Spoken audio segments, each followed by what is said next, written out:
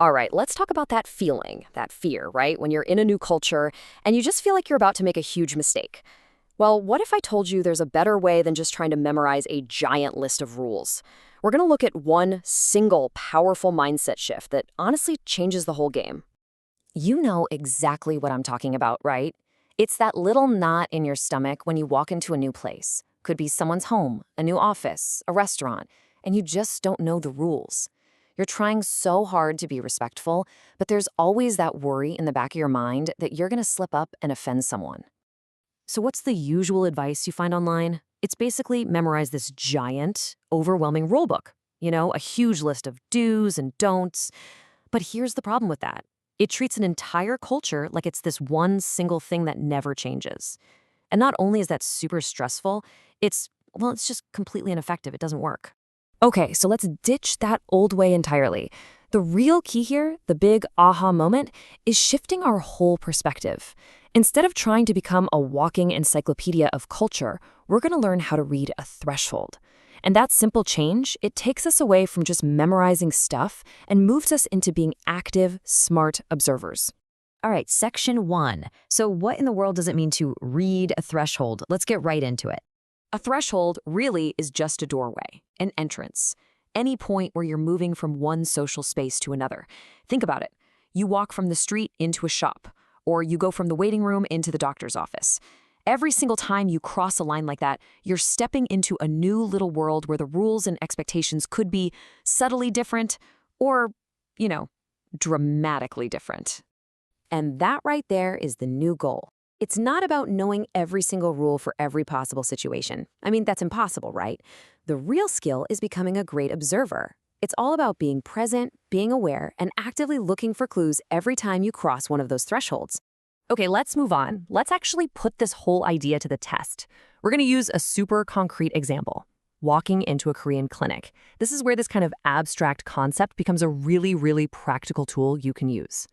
See, if you walk into that clinic with that old rulebook mindset, you're going to be looking for the one single rule, right? The Korean clinic rule. But that's the trap. That's what gets people into trouble. Culture isn't one giant thing. It changes depending on where you are and what's going on. But the observant traveler, they do something totally different. They get that the rules in the waiting room might not be the same as the rules in the actual exam room.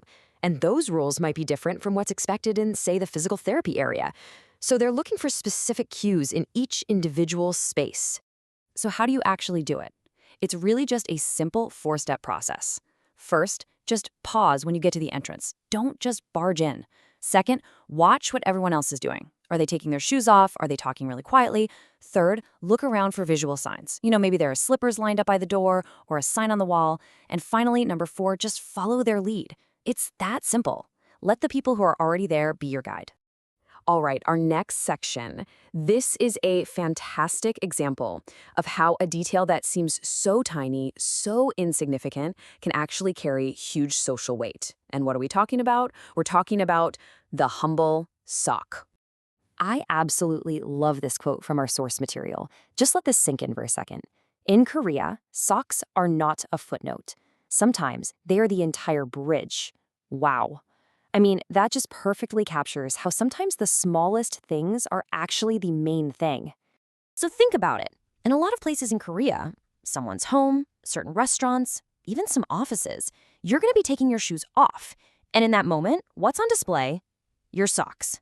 They literally become part of your presentation, a huge part of the first impression you're making. And that's why this is so crucial. They are not just an afterthought. So what are you really signaling when you have a clean, hole-free pair of socks?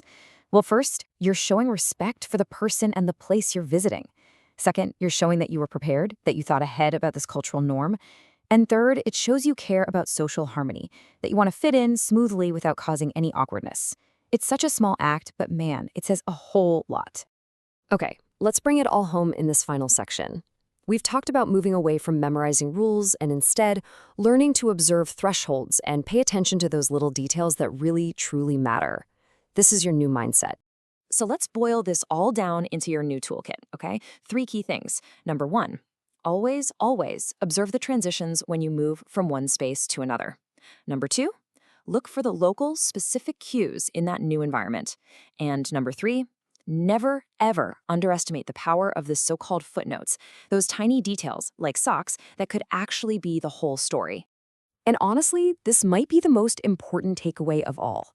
Yeah, we used examples from Korea, but this skill, it's completely universal. It doesn't matter if you're starting a new job, visiting your partner's family for the first time, or traveling literally anywhere in the world. Learning to read thresholds is going to make you a more thoughtful, more aware, and way more adaptable person. So I'm going to leave you with a question to think about. What thresholds are you going to cross later today, or maybe this week? And the bigger question is, now that you know what to look for, what are you going to notice?